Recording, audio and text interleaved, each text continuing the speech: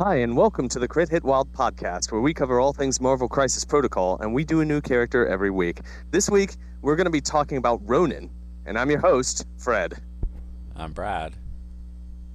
I'm Steven. And I'm Josh. Hello, everyone. Hey, we are joined by a player who played in our recent tournament named Josh. How's it going, Josh? How are you doing today? Hey, doing well, having a really good weekend. I'm glad to hear that. How about you, Brad? How are you doing today? Great. That's good to hear. How about you, Steven? Pretty stupendous, actually. So Pretty stupendous. yes. Okay. Pretty stupendous. All right. Well, that is excellent news. I'm doing fine. This is we will go over exactly why that is. But I'm glad to have all of you here. We will discuss today about the most recent Appalachian Cup tournament at Fabricators Forge, the LVO qualifier, and we'll also be talking a lot about Ronin. But before we do all of that, let's discuss the upcoming tournaments that we have coming up. All right, on October the 4th is a tournament at Lost Legion Games and Comics in South Charleston, West Virginia. That's our local game store. This is going to be just a fun tournament. It's not a Appalachian Cup qualifier. It's not anything. It's just our local tournament. Brad, it sounded like there were some people contemplating coming. There are people from out of town signed up for the tournament and plan to come. I'm excited. And I'll be there. For the record, even though it's called Inhumans versus X-Men, you do not have to play Inhumans or X-Men. Right, Brad has a naming convention. I do. Okay. All right. Then coming up on October the 18th, myself and Brad are both going to Second Wind in Chicago. Just out of curiosity, Josh, do you have any intention to go to Second Wind? Are you gonna go? Probably not. I have a prior commitment that day. Okay, unfortunate. Oh well. It is a fantastic event. It's the biggest tournament that I will be attending this year, and I have enjoyed it. I was about to say I've enjoyed every single one I've been to. I've been to one, but I can say I've enjoyed every single one I've been to. Brad, do you want to talk about Second Wind? Because I'm making a butt out of myself. I have been to every Second Wind except for the first one, and then one a couple years ago for a medical reason, and have enjoyed my time every time. It's a great event. Josh, I had a question. Is your prior plans related to Bryce in any way? Yeah, it is. Okay, then I completely understand why you're not going. Yep. All right. Well, those are the upcoming tournaments that I know about. I don't believe that there's any news out of AMG this week, so we can just hop right into the tournament we played.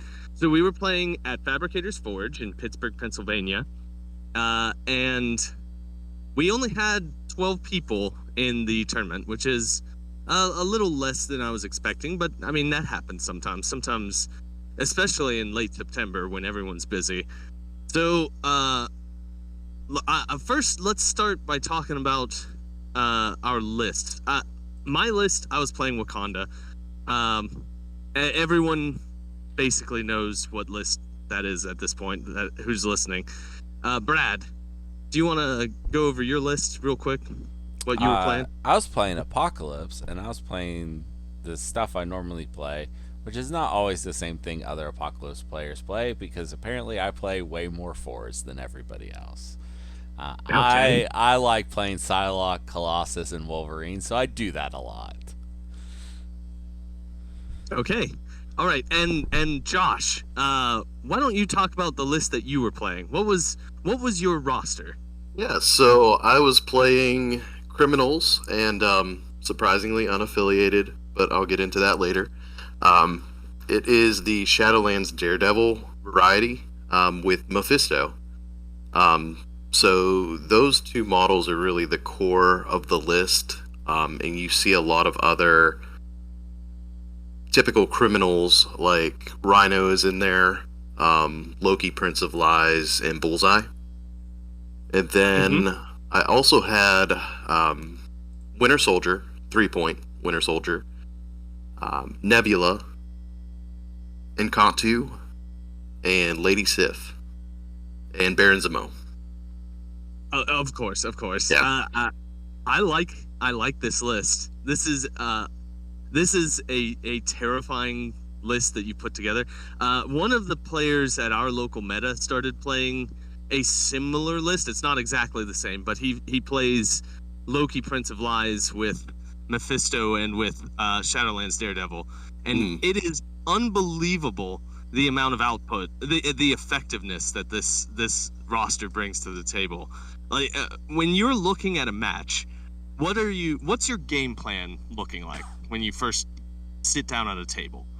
Is your plan just to kill? Is that it? So yes, with this list, you are really focused on attrition. Both Mephisto and Loki bring a lot of attrition, and you are looking for your opponents to actually either be on points or holding points. So it kind of plays a little weird, and I did feel like I was behind the curve during a lot of games, because opponents are scoring, but I'm also getting the reroll from the leadership with skulls. Yes, the Shadowlands leadership, if those who don't know, is if your opponent is contesting an objective in any way, contesting or holding an objective, you can re-roll 1 dice in each attack roll, and it can be a skull. So it unlocks your skulls. Yeah. So really, you want to be able to get as many attacks off as possible and hopefully spike. When I first got into MCP, I started with Shadowlands Daredevil, and then moved a little bit into Kingpin, and then a lot of MODOK, Scientist Supreme, and then this time out, I decided to pull Shadowlands back out. Mephisto has his beam, if you can get it online, range 4, and he can be throwing, I think it's like 9 dice with 3 deal tokens. And then Loki, Prince of Lies, surprisingly, I use his Clever Ploy area attack a good amount. Okay. All right. That's a tricky one to use, but is it like difficult to set up? Is that part of what you're trying to do in each match? So Clever Ploy plays a few roles in the list. It's something that usually can break up formations. So if you have a big group of guys, it's an area 3. It doesn't hurt your own guys. And then after each attack is resolved, if it dealt damage, you get to advance the target character short. So you can essentially have all your opponent's models on a crisis, move in Loki, and move them all off of a crisis potentially. And having that skull reroll can make it more effective. Plus, Loki counts skulls in your opponent's roll. Yeah. Having played against Loki, Prince of Lies, that hurts a lot. I always seem to roll lots of skulls when I'm playing against him. And then he also has that power, which is, oh my, what a pity, where he can just ping you for 1 extra damage every time you roll a skull. Yes, and that's very important as well. The chip damage. I was actually running, before this list, I was running a MODOK list, which was completely based on, like, chip damage. And it gets through damage reduction, typically, unless you can reduce it to 0. All that consistent chip damage throughout the game can add up and make a really big difference. But oh my, what a pity is great to get that extra damage out. Yeah. It's really devastating. And I see you have Winter Soldier in here as well. Is he in here just as an extra 3, or is he playing a particular role? So Winter Soldier is in there for Rogue Agent to meet affiliation during squad building, but I also run Soldat Activated. So typically, the criminal leader, Shadowlands in this case, will give Bucky extra power, healing, and Bucky gives him cover and a little bit of defense. Plus, a lot of these models have a lot of built-in mobility. Winter Soldier with Hydra Tactics, you can bounce him around. You can strike back with Got Your Back, especially if they're killing your hand ninjas. And then he, I yeah. didn't even think about that. And he also has the assault rifle, which is a potential rapid fire attack. So you're looking at potential 4 attacks from one character during its activation. Yeah. That's, I mean, Soldat Activated is a great card, and Winter Soldier. If you have a plan for him, he's a wonderful model to have on the table. He's a real good little toolbox. He is, and he's also a big target. A lot of people will go after Winter Soldier, and they kind of have to deal with Shadowlands Daredevil at that point too, because they're typically together. Yep. Okay. All right. While we're discussing your roster, what are the crises that you bring to the table?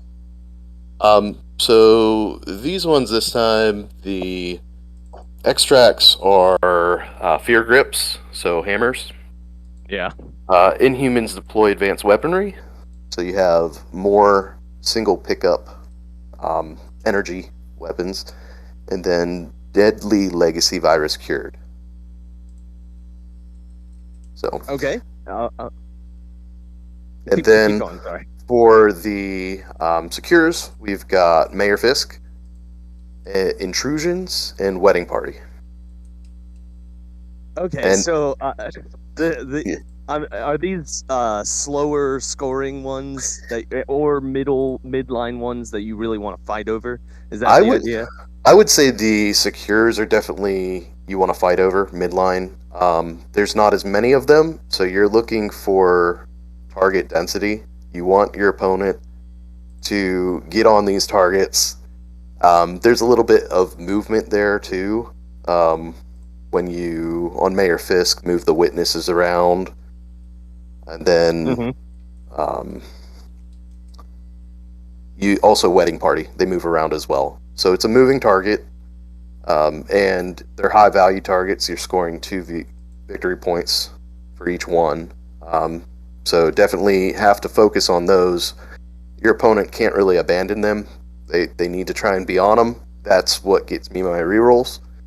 And then intrusions is just for mobility. You can bounce around, and you can't necessarily carry extracts, but it's great to be able to hop from one side of the board to the other and help you chase down characters. Okay.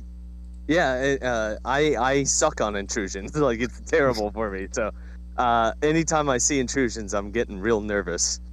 Yeah. That you can really chase me down through the portals. Okay, all right. Is there anything else you want to say about your roster before we move on? I think that's about it. It just has a lot of inherent mobility, surprisingly, and was able to really move around and navigate as needed. Yeah. Loki's go forth. I think that's what it is. It is, yeah. Okay, yeah. The teleportability with Mephisto is just disgusting. It's wild how much Mephisto can move around in a match. All right, let's get started talking about our games at this tournament. I'll go first. In my first matchup, I was playing against Tom Mentor, a person who we've had on the podcast several times, and who is a much better player than me. So, I was playing Wakanda, and it was threat value 17 on Hammers and Extremis, and that's Riot Sparks. And man, oh man, it is a double D shape. It's the secures as a D shape and the hammers directly on top of them. And I already don't like that setup. That's pretty rough for me. And I start off doing pretty okay. The first 2 rounds were basically just dancing around each other, trying not to overcommit our important pieces. What I should say, he was playing Inhumans, and my list was King T.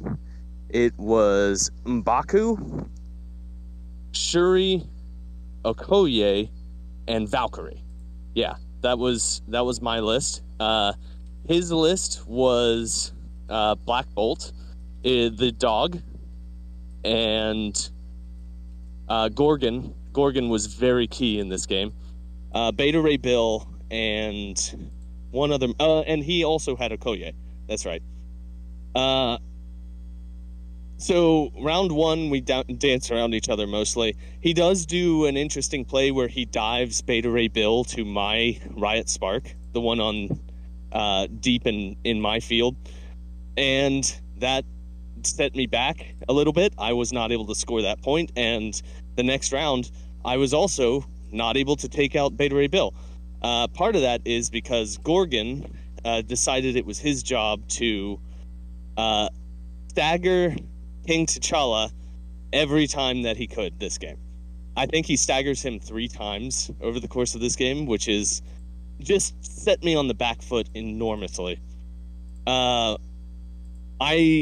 went in on Gorgon a couple times, and both times I left him on 1 health. Like, I left him on 1 health, and then I had to have another character attack him to put 1 attack into him to do that last damage. And in between those activations, Gorgon got to activate full of power and stagger King T. So that's how this game is going. I do have a pretty good comeback round. Valkyrie was an absolute pro in this game. Valkyrie was able to daze Black Bolt by herself, which was pretty impressive. And but however, I'm not able to keep up this game. Largely because King T spent most of the game staggered. Tom is able to beat me. I lose only 16-13.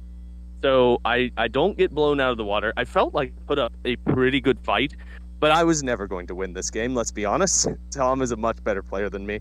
And that's how this game went. I lose. Brad, why don't you talk about your first round?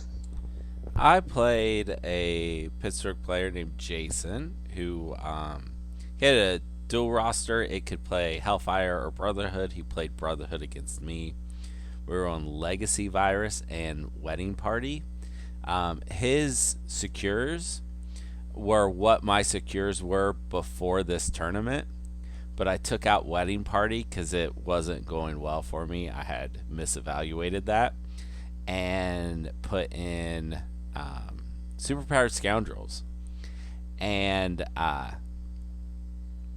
so I picked his secures because I won the roll, and all I had to do was not pick Wedding Party, and I picked Wedding Party.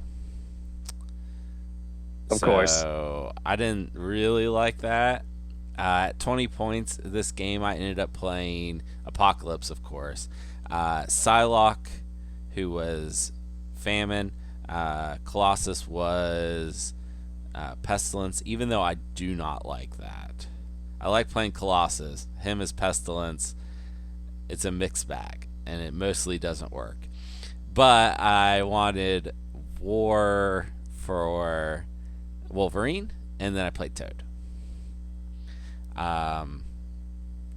We moved up onto the point the first turn, and who grabbed the middle?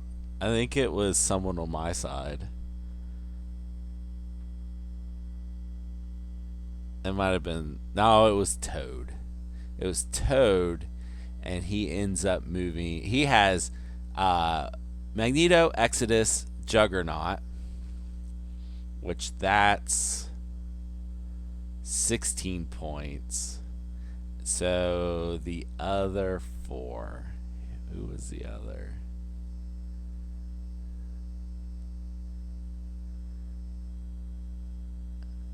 Can't help you. I don't remember what he was. It Emma Frost? It wasn't Emma. Okay. I'll come back to it. It'll come up when I'm thinking about the game. But Exodus moved up and made an attack on Toad, and Toad was fine. He ends up having to just double move Magneto the first turn, which feels really good. Part of the reason he has to do that is because he moved Juggernaut onto the other point. Oh, it was Sabretooth, the Apex Predator Sabretooth. That's who it was. Okay. And I had moved Apocalypse up and Daze Juggernaut turn 1. Oh God. I Okay, think. you must have really. Or it might have been top of turn 2. I'd put a lot of damage on him, and he was not willing to Asteroid M him over across the board to be right in front of Apocalypse, which I don't mind. I mean, I understand. So he just double moves up to the point. Apex Predator gets on the same point, but I have Psylocke, Colossus, and Wolverine all on that same point. So I've got those 3 models. He's got Magneto, and he's got Apex Predator. And then, like I said, Exodus and Toad are in the middle, and then Juggernaut and Apocalypse are on the side. I wish I had, in this game, run away from Magneto as quickly as I could. He did have priority almost the entire game. Maybe the entire game. I don't remember. So he kept going with Magneto and dazing or KOing at least one model. Psylocke maybe got one activation. She died real bad because she had a token, so he targeted her first. So I end up winning this game, but only through some luck.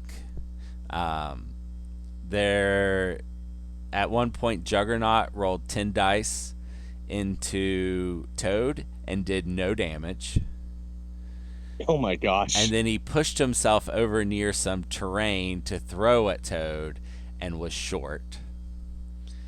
There were a couple attacks into Apocalypse where he took very little to no damage, even though they were a ton of dice.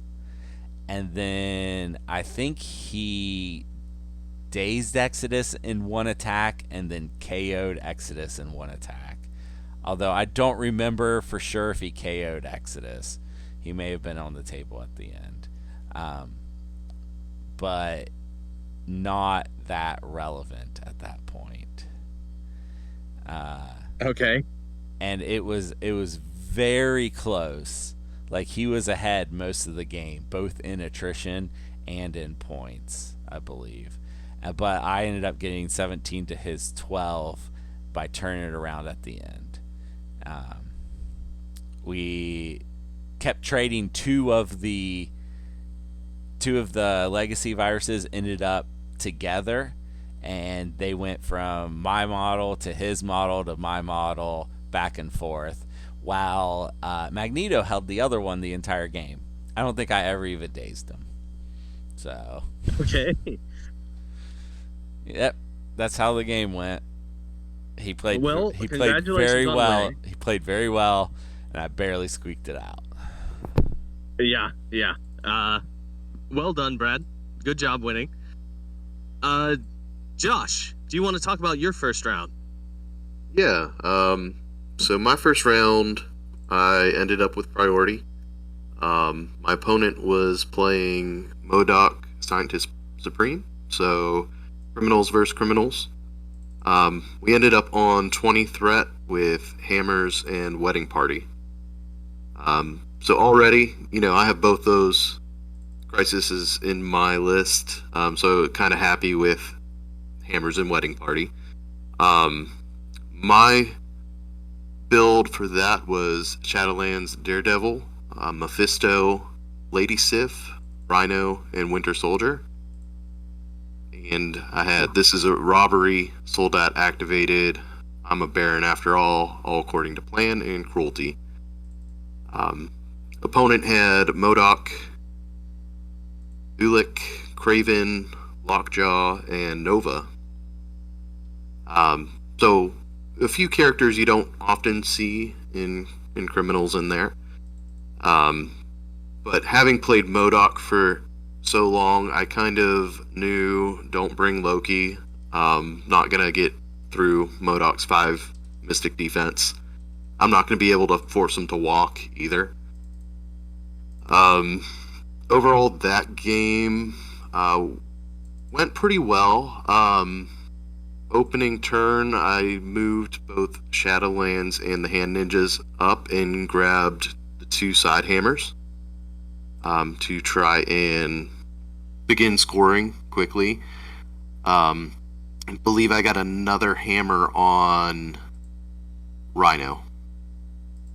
And from there, it was a matter of just kind of rotating around a little bit. I had Shadowlands Daredevil and Winter Soldier on the left side of the board, and Rhino in the middle, and then Mephisto and Lady Sif on the right side. I purposely lined up Mephisto across from Ulik because Ulik has that lower energy defense. Lady Sif also has a turn 1 charge and a potential to push characters, which that's really important for this too, pushing them off of points. And so it worked out really well. I was able to do a lot of damage. We went back and forth for a while and ended up at 14-8 on that round. Oh, okay. Yeah. So what went really well is I kind of dealt with Modok. Rhino just threw a bunch of terrain at him. I was able to charge with Lady Sif and push bodyguards away from Modok. So Modok was not able to protect himself in the end, and was able to actually KO the whole field, which that was my mistake. I should have just went and gotten the points because the round would have been over and I would have scored 18-11 instead of 14-8. Oh, so you tabled your opponent. You killed everything.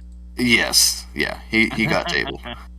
You just can't help it when you're playing like this high damage output list, can you? Yeah, but I've actually been working on pulling back a little bit, knowing when not to KO, knowing when not to damage. You can manage priority that way, and also manage the power on your opponent's models that way too. That is an important skill that I do not have. Knowing when to stop attacking. Yeah, it's hard to stop. Right. Okay. Well, well done. Good job tabling your opponent in round 1. And congratulations on your win. Thanks. So at this point, I'm 0-1, and both Brad and Josh are 1-0. All right, going into round 2, my opponent was Jay Heat. He was playing Brotherhood. Apparently, Brotherhood was quite. At least there were 2 players playing Brotherhood this tournament. He was playing Magneto. We were playing on Struggle for the Cube and Intrusions, which I hated seeing. I don't want to see Intrusions. And that's at 17 threat. I was playing original Black Panther, 4-threat Black Panther, Killmonger, Shang-Chi, Shuri, and Okoye. And my opponent was playing Magneto, Juggernaut, Gambit, and another model who was not as relevant. I think it was Pyro. and that was the extent of his list. So I was a little wider than he was, which helped me out a lot this game. This game was a combat slog. It was a mass attrition on the intrusions. Magneto went in on my right-hand intrusion, and I think he Asteroid M'd in and was able to beat up Killmonger on that side. On the other side, my Shang-Chi and Black Panther were just cleaning house with Pyro and Gambit. And Juggernaut was sitting in the middle, just being a threat to Okoye and Shuri, to the point that there was no way I was going to win the middle fight at that point. But this is intrusions, so everything is always bouncing around between the portals, and we both used intrusions a lot this game. Round 2, or I should say round 3, Killmonger is able to usurp the throne on Magneto. I take out Magneto. I'm able to beat up Juggernaut. I take out Pyro. Like, round 3, everything goes my way. Round 4 is the exact opposite. Round 4, he has his swing back turn. Magneto kicks butt. He KOs Killmonger. He dazes my other models. And I'm on the back foot. And at this point, on round 5, Magneto self-KOs because he's holding 4 cubes. He died from cube holding. So Magneto is off the table. Juggernaut is able to... I place the cubes all over the place so that it's tricky for Juggernaut to pick them up. But Juggernaut, with his ability to move and push and then move, was able to pick up all of the cubes that I laid out. And then Juggernaut is way off in the back holding 4 cubes, and I'm holding all 3 of the intrusions with wounded models, and Gambit is still sitting around on the table. So this is coming down to a case where I'm going to have to chase down Juggernaut and kill him before he wins the game, because he will score more points than I do, and I will not be able to keep up. And he will just win the game if I just let Juggernaut escape. So I have the idea that I need to deal with Juggernaut with Shang-Chi. I can charge Juggernaut with Shang-Chi and then dim mock him and just hope that I spike hard. But he gets to activate first, and he activates Gambit, and Gambit moves up to Shang-Chi and does his staff attack and manages to push him further away from Juggernaut. Had I had my brain on, I would have remembered that a dazed Shang-Chi has the ability to do after the attack is resolved, he can move short and then place the opponent who attacked him within range 1 of himself. I can counteract that push, just like undo it, and I would have been fine. I would have been back in position. But I forgot to do that. I forgot that was an option, and therefore I'm out of position to charge in against Juggernaut. And honestly, that's a pretty steep order anyway. I guess I have a 6-dice Mystic and a 10-dice Mystic against, I think Juggernaut has 2 Mystic defense on his flip side. So that's not bad. That's a pretty good chance of succeeding. But I don't get to do it because of stupid Gambit. And I lose this game. I end up losing this game 19-16 because my entire team was off of the points trying to chase down Juggernaut. And yeah, that's where I was.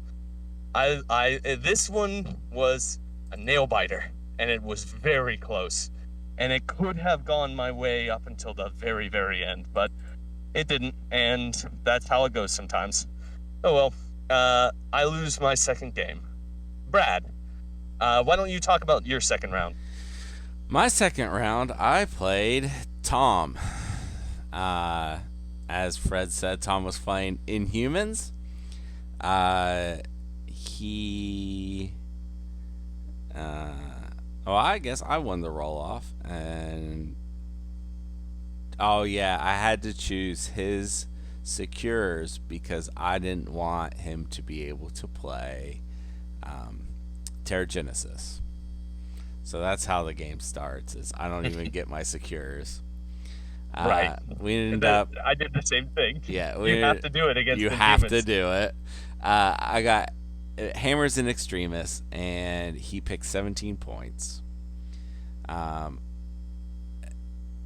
This was an interesting game because Tom plays very differently than the larger Pennsylvania, West Virginia, Eastern Ohio meta.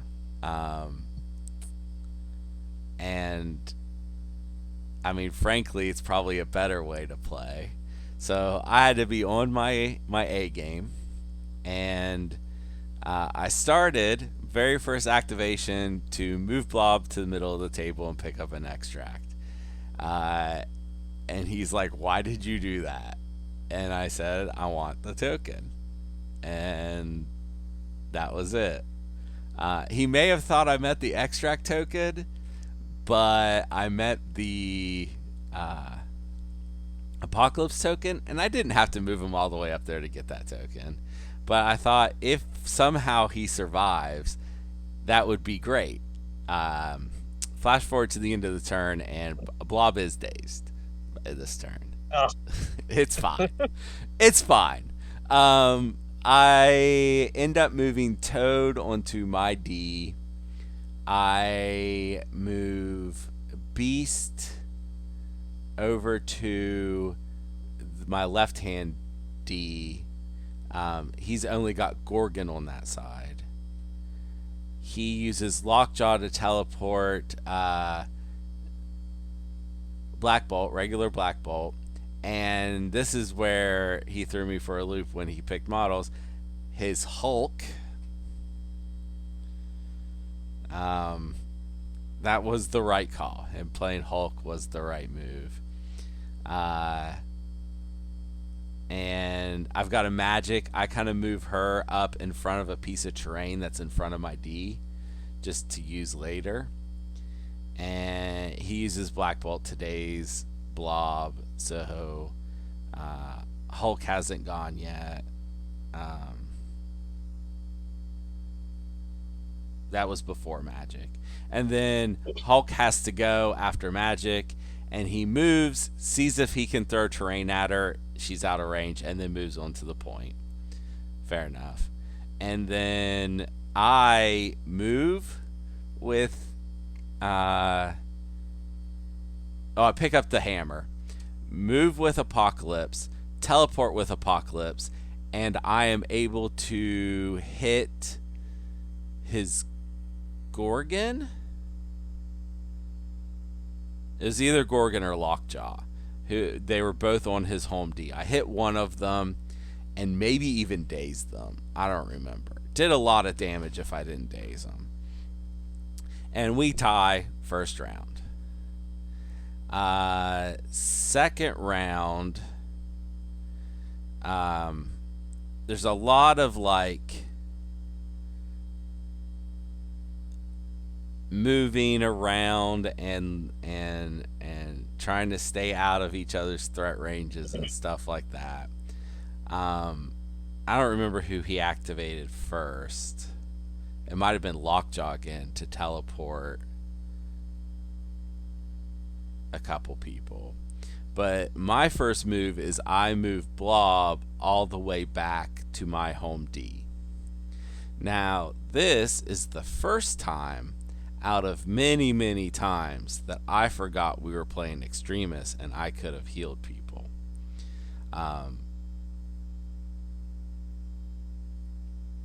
So that kept happening. And Tom did not forget. And I end up moving Toad over to where Beast is. So Beast ends up getting at the very end of the turn, moving on to his D. Apocalypse lives this round and dazes, I think, Lockjaw this turn. So it must have been Gorgon the last time. And gets on the point. And I end up going up in points. We scored 4 and 4 last time. I scored 5. He scores 3 this time. Now, I need to really just pull away with my points, my extracts, and try to just win out the game from here because I have a points advantage. Tom, having priority, is trying not to let me and doing a very good job. I leave Apocalypse in the middle of stuff because he doesn't have he's likely to survive even though he has an extract, and he's healthy on the point. I think this is the turn where Apocalypse barely lives at 1 health, and I feel good about that. But then the rest of this game, after this, he's got well in hand. So he ends up dazing Apocalypse, and Gorgon ends up with 3 hammers on him. I attack him with someone and leave him at 1 health. And we're down to the last activations of the game, and I've got Blob and Toad left. And he's got Lockjaw and Hulk left. And he's going to have last activation. So I go with Blob and just let him sit on that point that he sat on all game. And that was a mistake, because then he teleports Gorgon with Lockjaw away out of where Toad can get him. So Toad maybe could have moved up, done 1 damage at I had to be closer than range 3, but move up to within range 3, attack Gorgon, do the 1 damage, get me 3 tokens, 3 Apocalypse tokens, have the 3 power to pick up the 3 hammers, and then hope I survive. Oh, he would have also had 2 power to hop backwards away from Hulk as well. So Hulk would have had to move and jumped to get to Toad. So he had an attack and a throw to try to kill Toad, and I would have had 4 tokens for, well, after 3 it doesn't matter, at least 3 tokens for rerolls on one of those 2 things. So there was a chance, and I blew it by activating the wrong model. So I end up losing this game 17-14. It was a very close game. I felt like I was on my A game this game in a way that I rarely even try to be. So Tom is a hell of an opponent. That can confirm. Okay, well, I'm sorry to hear that, Brad. Josh, do you want to talk about your second round? Yeah, second round was versus Commander Cake. He was playing Spider Friends, and nothing will make you realize that this game is about scoring more than playing against Spider Friends. So it's a very interesting matchup. Immediately, Loki is a choice. He's going to have those mystic attacks to try and get through some of these spider defenses. Mephisto was in there, as well as Shadowlands and Baron Zemo. We ended up playing at 19 threat with mutant extremists and intrusions. I was happy for intrusions because that gives me a little additional mobility to chase down spider friends, and I did have priority that game. And so I do know that on Mutant Extremists with the Senator tokens, they often try to take the Senators that are closest to you. So once again, a good opening move for Shadowlands Daredevil and the Hand Ninjas is to move up and take 2 of your home base tokens. And right away, he brings out, he was running Miles, Leadership, 5-point Spider-Man, I think that's Amazing Spider-Man. Yep. Black Cat, Spider-Woman, and Shang-Chi. So he's got a lot of mobility in there. So immediately brings up Amazing Spider-Man, takes the middle point for Senator's token, and but I also have my own long movers with Baron Zemo and Loki. So I, on the following turns, grab 2 more Senators from there. And this game is a bit of a haze because it was both of us were sweating by the end of this game. Very close, lots of attacks, and the Spider Friends defensive dice rolls are just ridiculous, especially when they're re-rolling 3 skulls. Doesn't help Loki at all.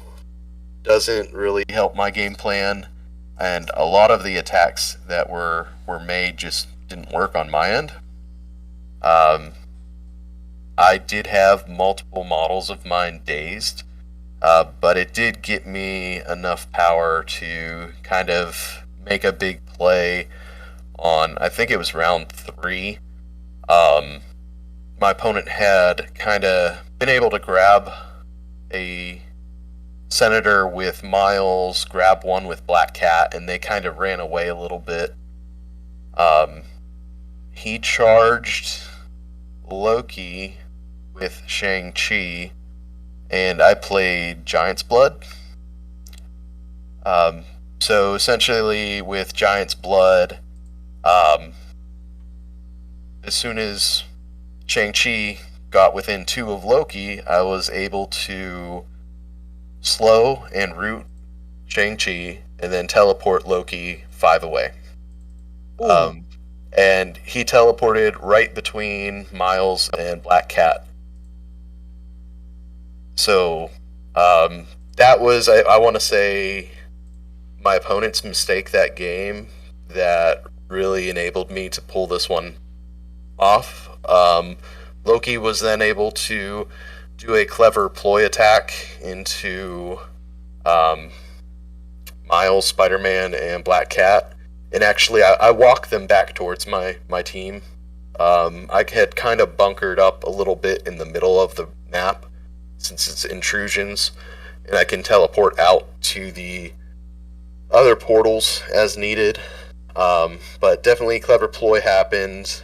I was able to get a few oh my what a pities off later on in the game, and Mischiefs and Magics on Loki did a lot of work to getting that trigger, giving a short, advancing the enemy a short, and then giving them root.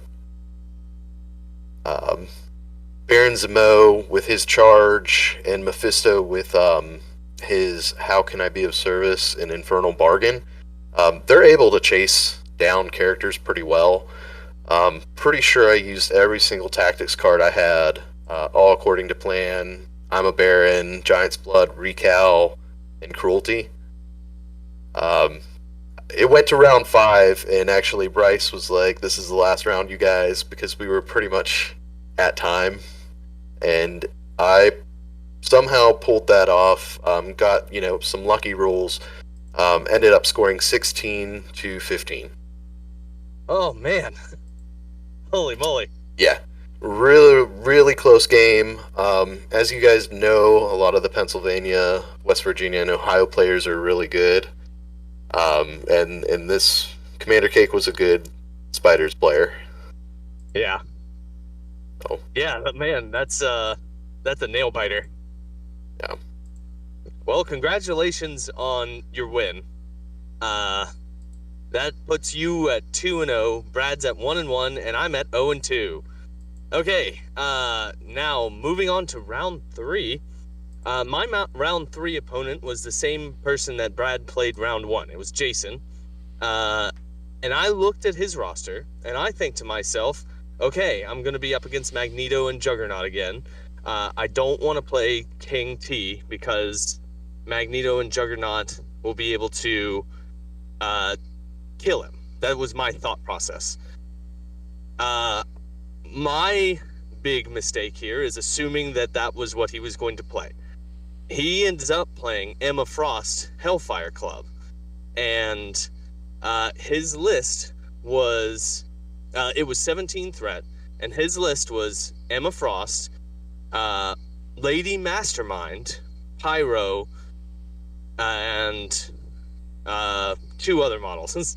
I'm forgetting exactly who they were, but the major players are the ones that I have just stated. Man-Thing's one of them. And Archangel. Man-Thing was one of them. Yeah, and Angel was the other one. It was Angel. Yeah, that's right. It was Angel. My list was the same thing I brought in my last game because I thought I was going to be up against Magneto and Juggernaut, and that is Black Panther, Shang-Chi, Killmonger, Okoye, and Shuri.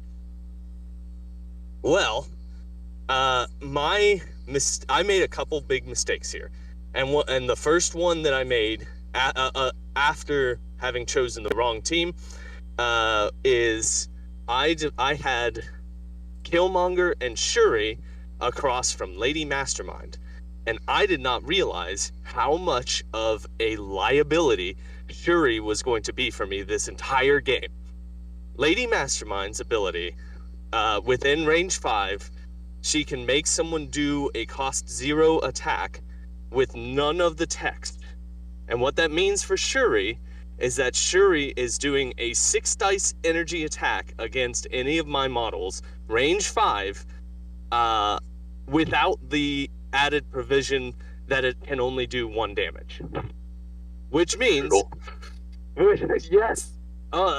So Shuri does more damage to my team than anyone on his team.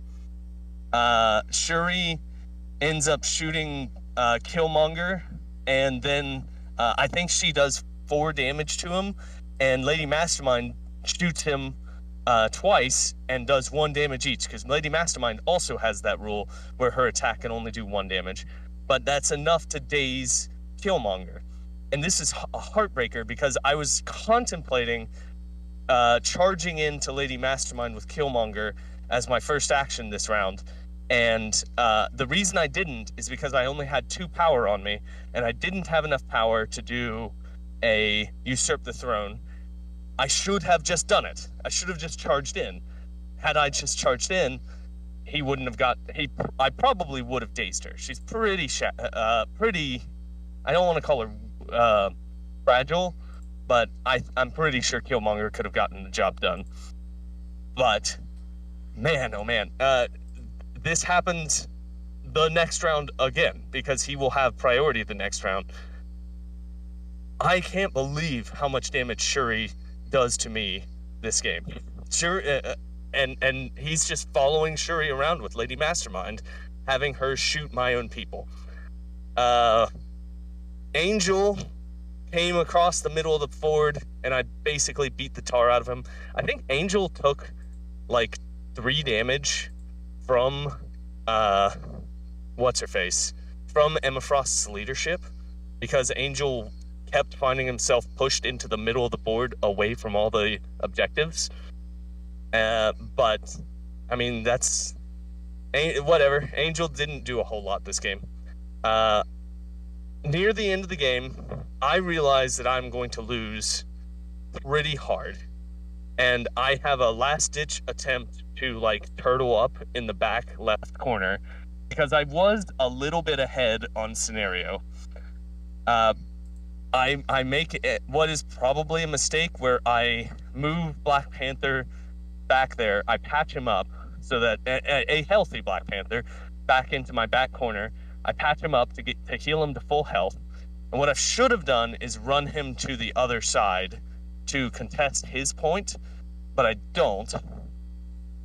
And I run Shuri over there, and in order to also turtle up. And of course, Lady Mastermind follows up and makes Shuri shoot Black Panther. Does 3 damage. Nope, Fred. I was watching this. Shuri died to, days to bleed. Okoye hit Black Panther. Oh, it was Okoye that did it. Okay. Well, still, Okoye. Every single time that that Lady Mastermind took over one of my models, he blew up his dice. It was every single time. And Okoye does 3 damage to Black Panther with a energy spear attack. And then, of course, Pyro comes over and blows up his dice and dazes Black Panther. At this point, that's it. It's all over but the crying. He does not win that round, but there's no way I can recover. And I end up losing this game 17-14. So, oh well. Daggone it. That is... I had no idea. I was skeptical of Lady Mastermind's usefulness. Lady Mastermind did an amazing job this game. I need to keep it in my mind that if Lady Mastermind is on the other team, I cannot have Shuri in my squad. Shuri was just such a problem to keep around. Okay, well, that puts me at 0-3 so far for this tournament. Hey, Brad, why don't you talk about your third round? Okay, my third round, I played Kyle from the Cleveland area, and it's been a couple years since I played Kyle. I played him in Cleveland. I've seen him at other events. We just haven't played. And Kyle is a super big fan of Wolverine. So we talk comics a lot. And he played Hydra and didn't play Wolverine of any sort. And you know what, Kyle, if you're listening, I'm disappointed. You should have put him in there. He plays, we're at 20 threat. He has the exact same crisis set as Jason had. So 2 of the ones I'm playing and 1 I used to play and got rid of because I don't like it. I keep losing. And so I'm like, it can't happen to me twice. And we play his secures and I draw Wedding Party again. It always happens. Yeah. If there's one you don't want to pull, you will pull it. Always happens. We also got Legacy Virus. So I'm playing the exact same thing from the first round. I do play a different roster. I played Wolverine, Colossus, Gambit, and Beast. No. Not Colossus, Blob. Blob is Famine. Wolverine's War. Beast is Pestilence. I like Beast's Pestilence a lot. And then Gambit is Death. I moved Blob up, but because of the terrain, I can't actually grab the Legacy Virus. But he's on the point, and that gets me a token because he's Famine. And then he goes with Black Widow. Oh, he has Black Widow. He has Abomination. Strucker is his leader, and he's also playing Spider-Woman and Gladiator. Crazy list. Gladiator. It's interesting. Yeah, crazy list. But Black Widow ends up going up and grabbing the Legacy Virus that Blob couldn't get. So I go with Gambit and move to the middle of the table to grab the middle objective. He may have gone with Abomination next and just barely does enough damage to daze Gambit, but he uses all of his power and can't pick up the legacy virus. It sits there the rest of the turn. Apocalypse ends up dazing Black Widow and grabbing her legacy virus. Strucker goes up and moves up, doesn't move on the point, makes an attack into Apocalypse, does basically nothing. So Beast goes and grabs the other legacy virus because he hasn't moved anyone on that side. So he moves up Gladiator, makes an attack, does some damage. I move. Who have I not gone with yet? Wolverine. I move Wolverine onto the point. He moves Spider-Woman up and makes an attack. So at this point, he has not put any of his models on one of the wedding parties that are worth 2 points each. Black Widow was kind of close to being on it, but she's dazed. And so I score 6 points this turn to his 0 points. Oh, okay. I have priority. So I run Gambit away. I don't even pick up the legacy virus first, because if I do that, I can't get far enough away. So I just run away. I think I then patched up Beast. Apocalypse has that side well in hand. I think he dazes Strucker and this round, and then Blob ends up pushing Black Widow away. He did try 2 spinders to try to get her on the point and to stagger Blob, and never did a single damage or got the elusive trigger. So that sucked for him. And on the other side, he keeps charging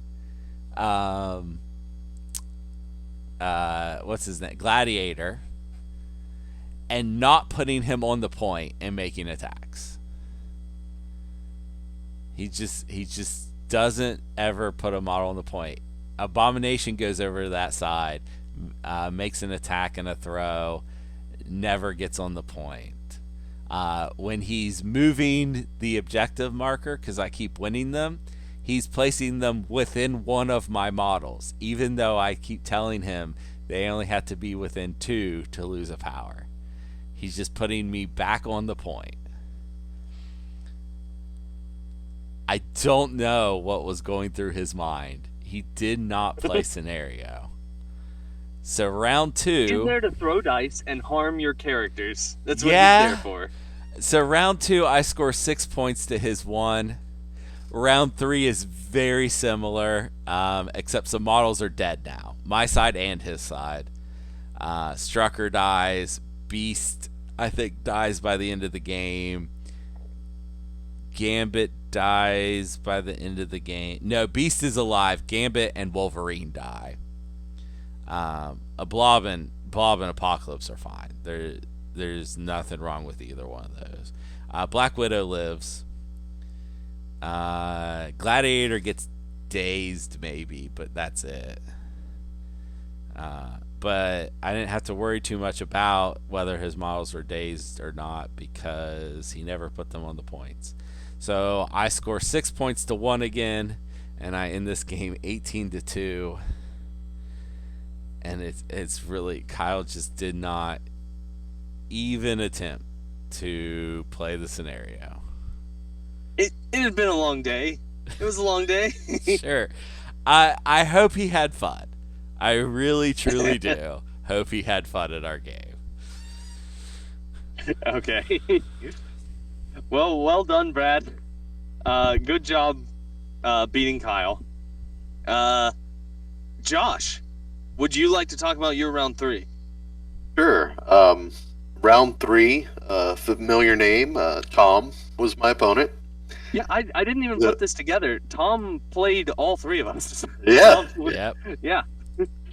Here he is again with his Inhumans. Tom was a great player, great opponent to play against. So it was a very enjoyable game. We were at 19 threat with Inhumans, deploy advanced weaponry, and the Mcron crystals get heroes home. I did not have priority this game.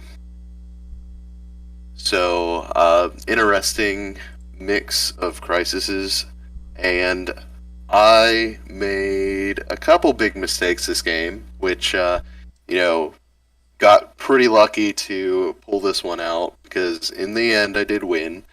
But I look down as after I had deployed my characters, and I say, "Oh no," because I had selected Shadowlands Daredevil, Mephisto, Lady Sif, Baron Zemo, and Kantu.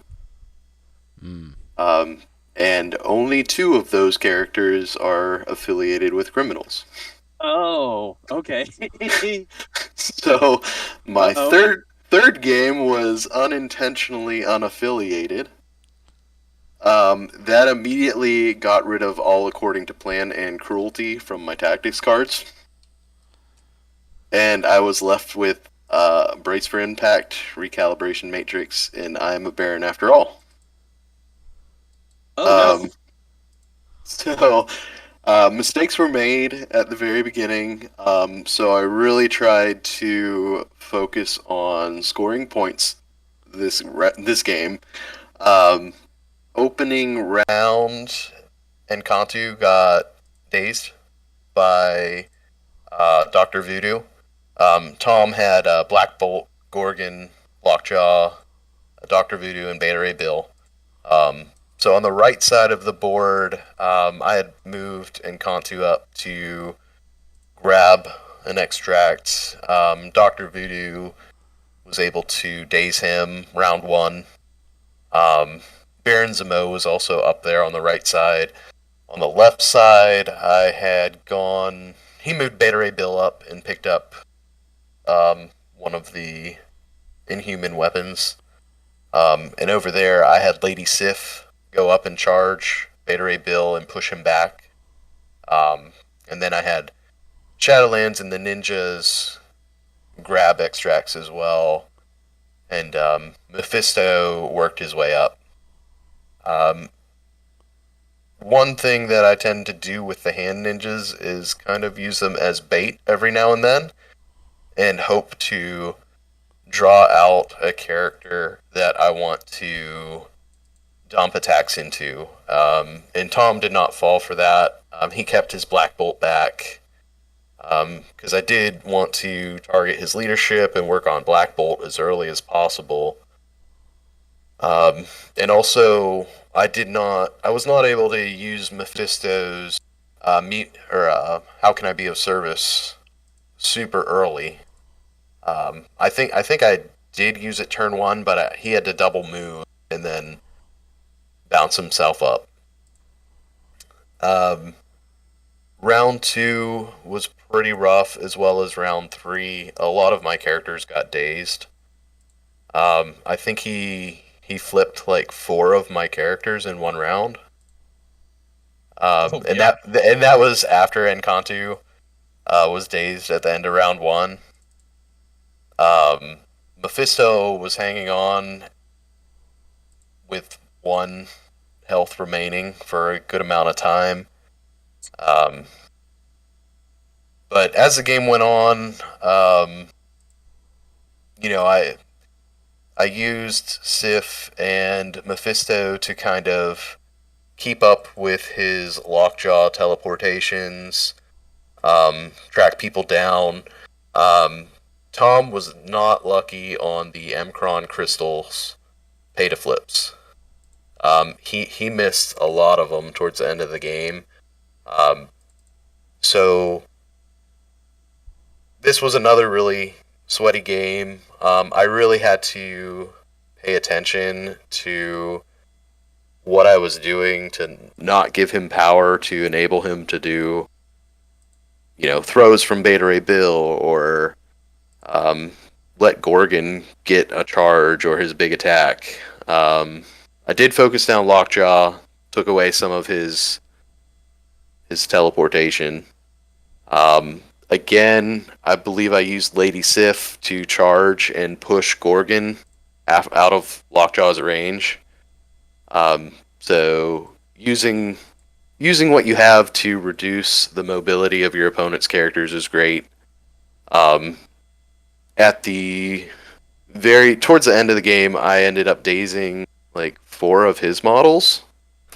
Had a lot of power, and ended up pulling this game off 18-15. Wow. So you had an uphill climb to make, and you made that climb. Somehow, yeah. There was a lot of luck. Did not have leadership, so no rerolls on skulls. Baron Zemo had his rerolls, which did help a little bit. But it was a lot of shifting priorities throughout this entire game. Paying attention to who had what extract, who could I prevent from scoring, how can I flip objectives back over with the pay to flips. One thing with Mephisto, like, he is great at generating power once you get those Devil's Deal tokens on him. He can be generating up to 4 power every turn if he has 3 tokens. Okay. And another thing that I completely did not realize this game is during the power phase, if I was contesting an Mcron crystal and holding an objective, gain an additional power. Completely did not realize that the whole game. So definitely, mistakes happened. I feel like this was a bit of luck on my part, but really good game. Was able to kind of maneuver around with Sif's charge, Baron Zemo's charge, and Mephisto, and even Shadowland's Daredevil Baton Snare, to try and get those secure objectives. And the last round, I actually scored all 4 secure objectives, and I think I might have had one extract. So very close game. Could have gone either way with a few different roles. Well, it worked out in your favor, and that's what matters. Yeah. Congratulations on winning your 3rd round. And at this point, there was a pair down, and the pair down lost. So this was a 3-round tournament, which makes Josh the winner of the tournament. Well done, sir. Well done. Thanks. I was a little frustrated because I wanted to walk away with at least 1 win, and I was hoping that I was going to win my 4th round, but oh well.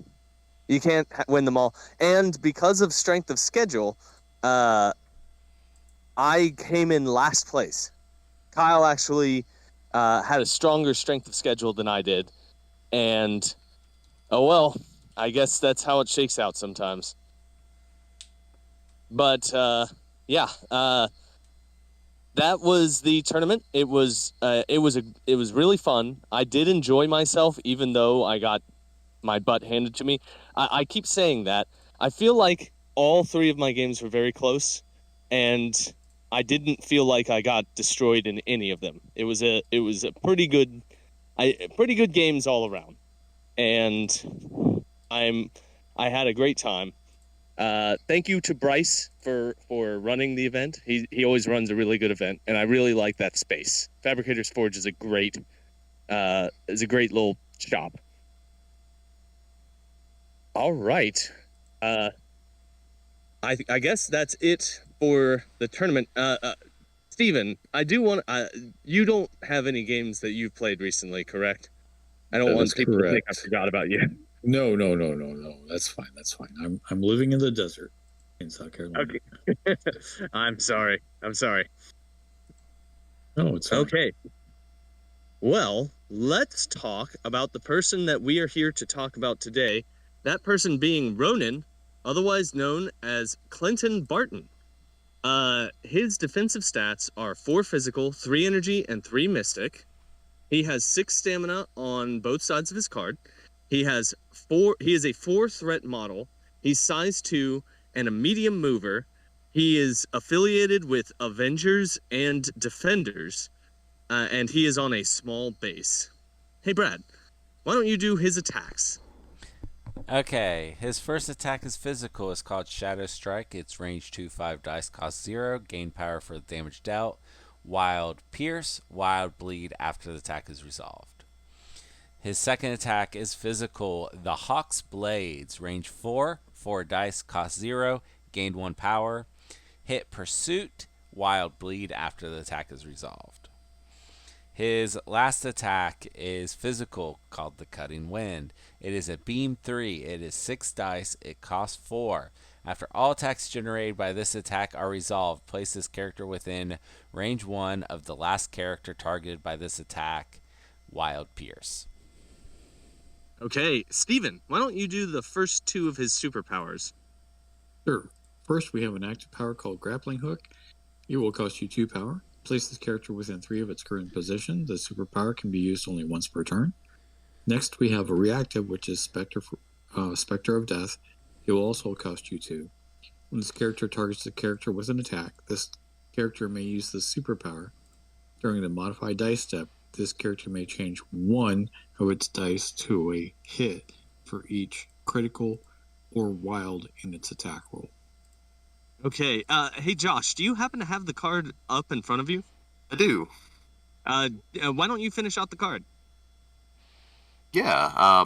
He's a martial artist, and when this character is defending against physical or energy attack, targeting it from within 2, this character adds blanks to its defense roll to its total successes, and then stealth.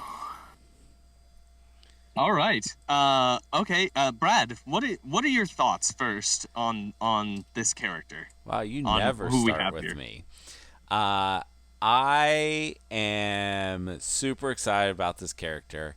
Out of this week of releases, all was it 9 models we saw. This is the character I'm most excited about. I built a defenders list so I can play him. The only thing I do not like about this character is that I wish instead of Ronin, it said Wolverine, and instead of Clint Barton, it said Laura Kinney. And then I'd be super excited about this character. He's designed like a Wolverine. He is. You're right. He is designed like a Wolverine. Not only is he designed like a Wolverine, he has built-in war with Spectre of Death. That is the ability you get for giving a character a war card. It's the same cost, the same thing. I love it. I like the martial arts, stealth. Martial arts and stealth together so good. I mean, grappling hook's good. If this was a Wolverine, they would not have grappling hook, and that's perfectly fine. He has the same spender as Logan the Wolverine, except it has 1 less dice, but gains Pierce. I don't know, there's some other difference too, but it's real close to being the exact same attack. There might be a throw or something, or maybe that's part of the charge. I don't remember. I haven't played Logan in a while. I love this guy. I like all the Pierces. I like the beam. I like the superpowers. It's a great package. Just love it. He has a pursuit trigger on his range 4 gainer. Yeah, so then he can move up his medium and then hit you with a shadow strike, or get into place for a beam. That's even better. Exactly. Or, I mean, he's got so many movement shenanigan-y things that he can do with his grappling hooks, too. Oh, yeah. and the place after he does his spender. I mean, Yeah. this guy's all over the board. He is Yep. very mobile. Very mobile. Josh, what are your thoughts about Ronin? What do you think when you look at this guy? I think one, ninjas are great, so he fits right in. Yeah. Two, his best buddy is Captain America: First Avenger. If you look at all those wild triggers on his card, Yes. Captain America: First Avenger's leadership plays right into that, and he's affiliated. Um, and then if I guess you can get into his tactics card later, but you can easily trigger a lot of those pierces, bleeds, and other things off that leadership. Mm-hmm. And the mobility in his kit is really gonna make it work. Grappling hook place 3. He can grab an extract, and he can run, or he can move across the board um, to chase. Yeah. I just love the idea. This guy is a Web Warriors hunter.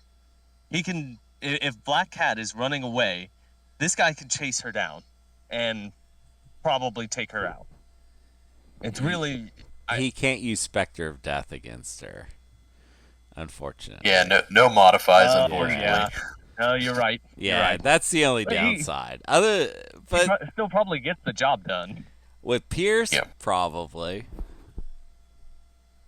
Right. Yeah. Steven, what are your thoughts here on Ronin? Well, you kind of took my thunder. I think he's probably one of the best extract chasers in the game. Yeah.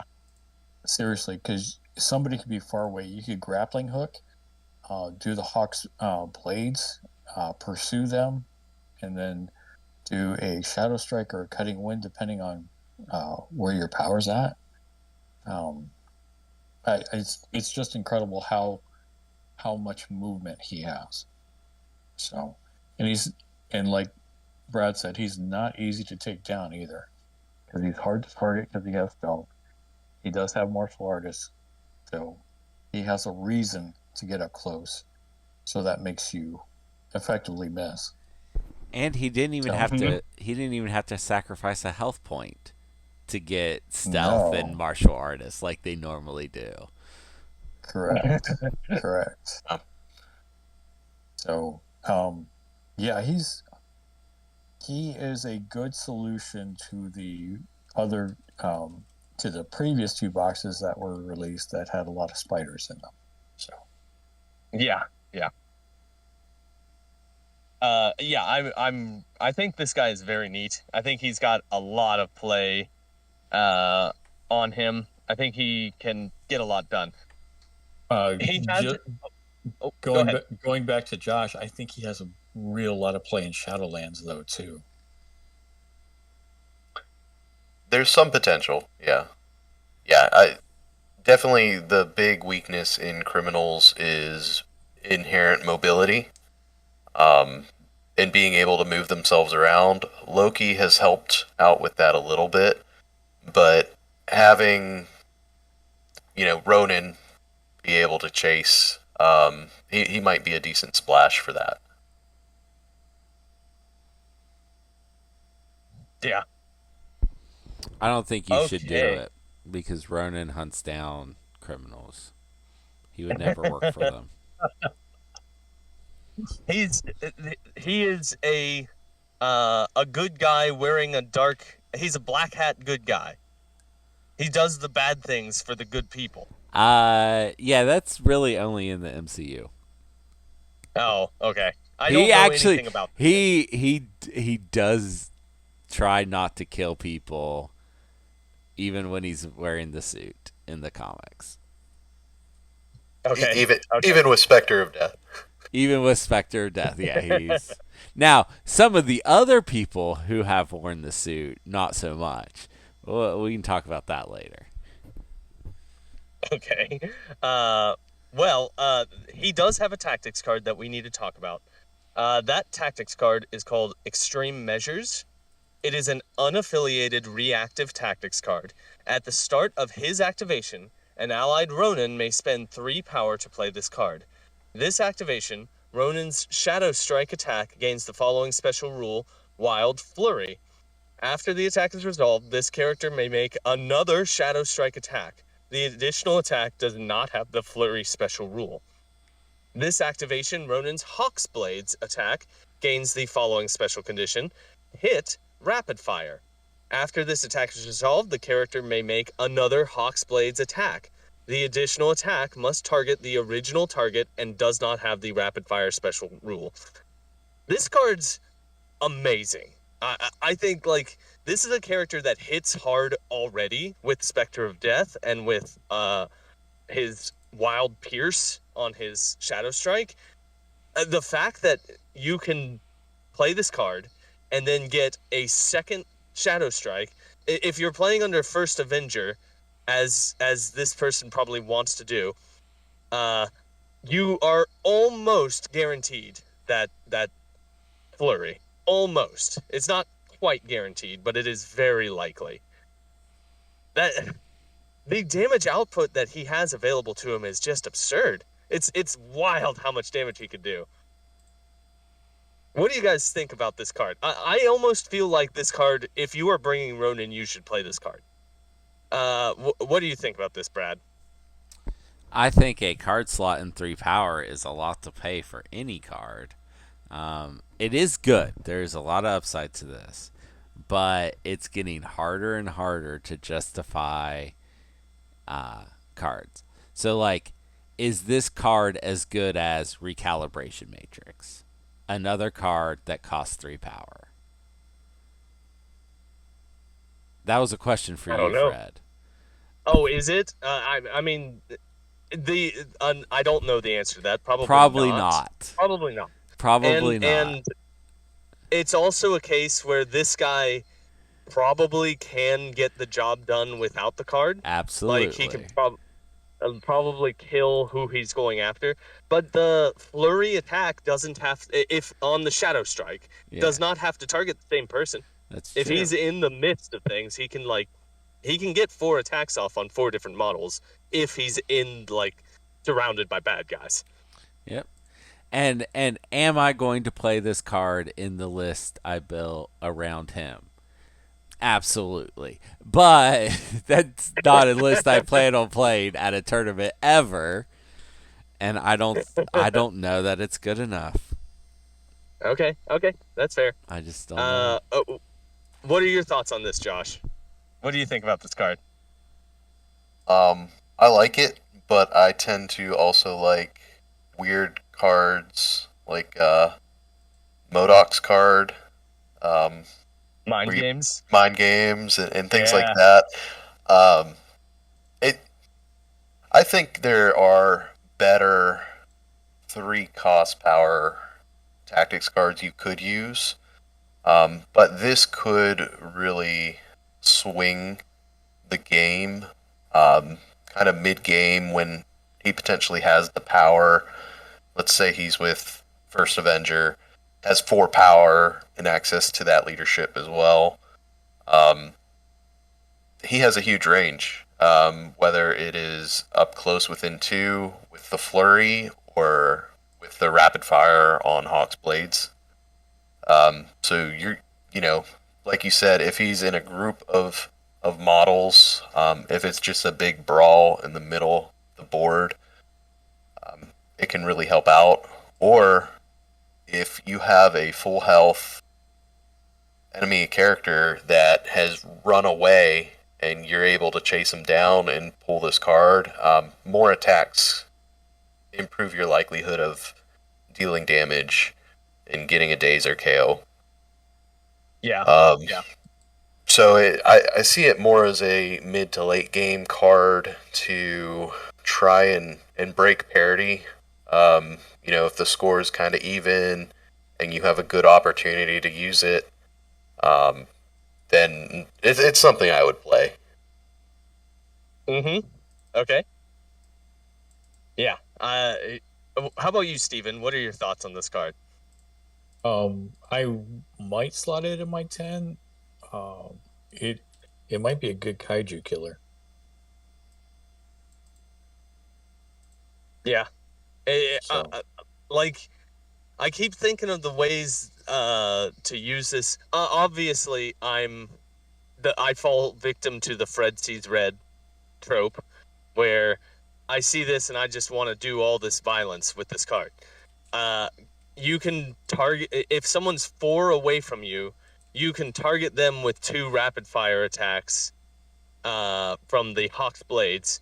If you get your pursuit trigger, you can move towards them twice, and then uh, do 2 shadow strikes, or you can do 2 Hawk's blades against a different person, and just make 4 attacks and move across the board as you do it.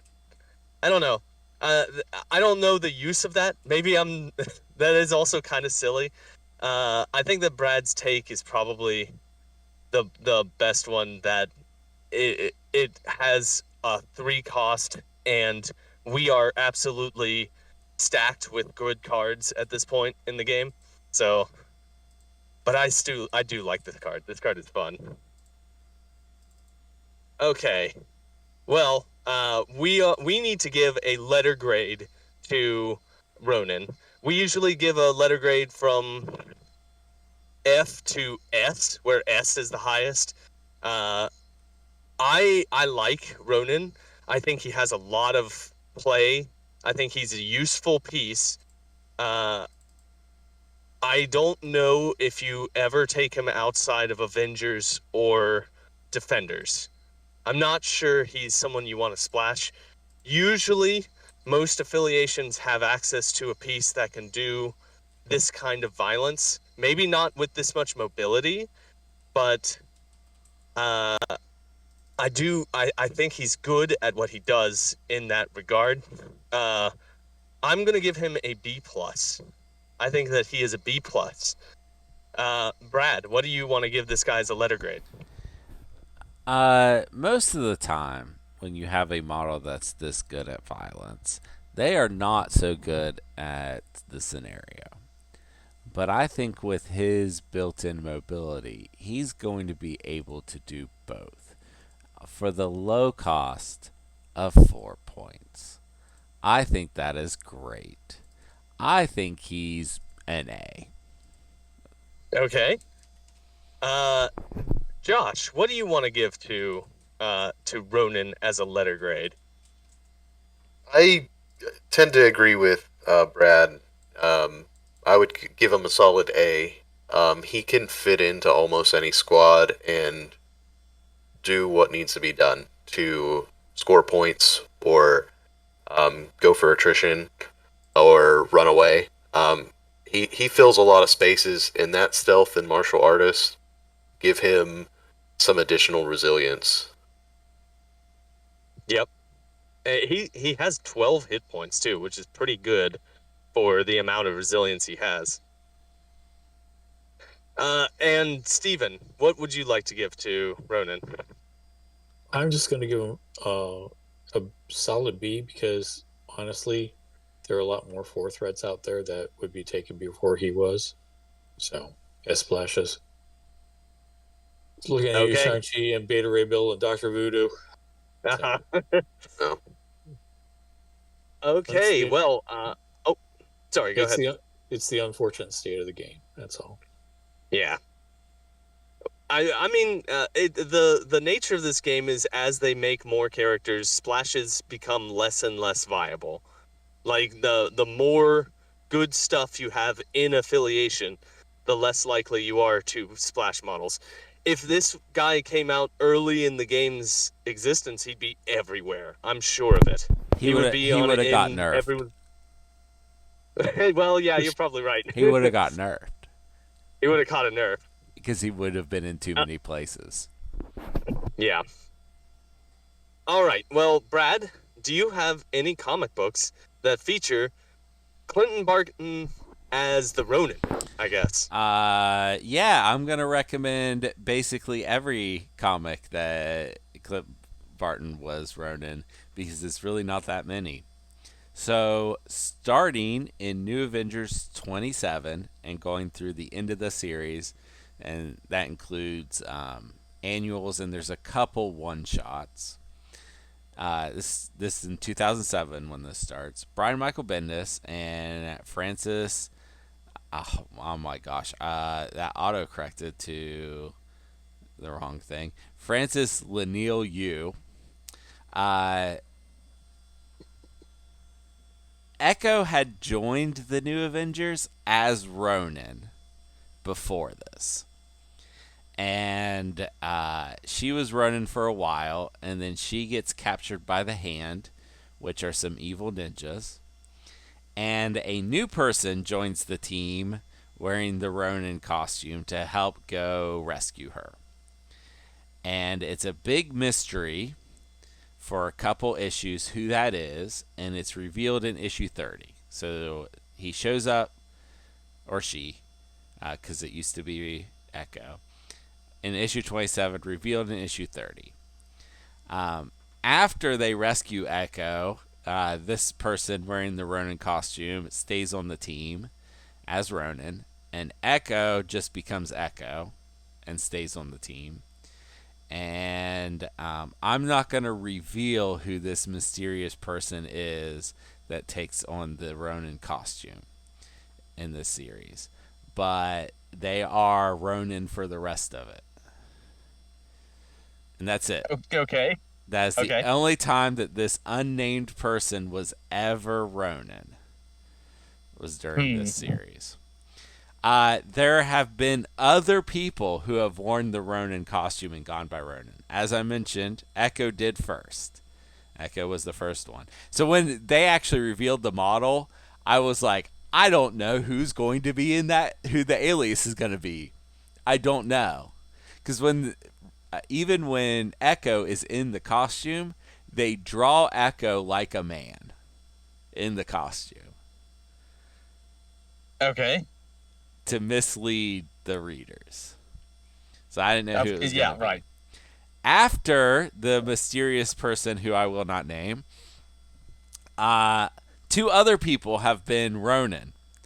One of them is Eric Brooks, which Fred will now tell us is... Nope, have no idea. Who's Eric Brooks? Blade. Oh, of course. Okay, well, let's see if you can get this other one. The other person is Alexei Shishkovic. Wait, no. I practiced this earlier and have completely lost it. Shostakov. There we go. I did it. I did know. And Fred, who is Alexei Shostakov? Oh, come on. Come on, man. Is Alexei Shostakov the Red Guardian? That is correct. You got that one right, but not Blade. Very good. Yes, that is. He's better known as Red Guardian. So it could have been any of those people. It actually would have been really cool if he had a special rule where you got to pick which alias you wanted to use for the game. That would have been cool. That would have been really cool. That would have been a neat little... Yeah. They've never played with that. That would be fun. Yeah. That's it. That's all he's appeared in. That's the only comic series he's been in. Yeah. That's it. Okay. Well, thank you, Brad, for the comic book recommendation. The only thing that's left is my non sequitur recommendation. So, I mean, I just recently recommended that people watch The Hurt Locker during the Sam Wilson episode, so I'm not going to do it this time because that's the Jeremy Renner. When I think of a fantastic movie with Jeremy Renner, it's that one. I'm not going to say that. What I'm going to tell people to do is to watch a movie that I watched today that I loved. I thought was outstanding, and that movie was Predator: Killer of Killers. I did watch that today, Brad. We were discussing it on the Was it good? Road Ride Back. I assume it was outstanding. Okay, it was outstanding. I haven't got to watch it yet. It was the same guy who directed the 2022 Prey. that movie, and he directed this one. It is an animated film about it's 3 vignettes where predators are fighting warriors from different time periods of Earth's history. So there's a predator that fights a Viking, a predator that fights a samurai, and a predator that fights a World War II fighter pilot. And it is, I'm not going to talk any more about it, aside from saying that it is outstanding to watch these warriors try to overcome this juggernaut of alien strength and technology in every time period. It is a sweaty, heart-pounding movie from start to finish. It's really, really good, dripping with just essence and it's just fun. It's such a good movie. Yeah, highly recommend. That is Predator, Killer of Killers. And or you can watch Mission Impossible: Ghost Protocol. Also a great film with also Jeremy a great Renner. movie with Jeremy Renner. Yes. I think that that one has both the Burj Khalifa climbing sequence and the Kremlin sequence. I think I separated those in my head. Those are both in that movie. Those are both really good. It's also the movie where the stunt director told Jeremy Renner that Tom Cruise would be his stunt driver because Tom Cruise was a better driver than any of his actual stunt drivers. Oh, geez. And that'll do it for us today. I want to give a special thanks to Josh for joining us and for talking about his list and discussing his success in the tournament. Thank you, Josh, for joining us. Thank you for having me. I appreciate it. Yeah. And I want to say thanks to all of you for listening to us talk about Ronin. And I hope that everyone out there has a wonderful rest of the week. Goodbye.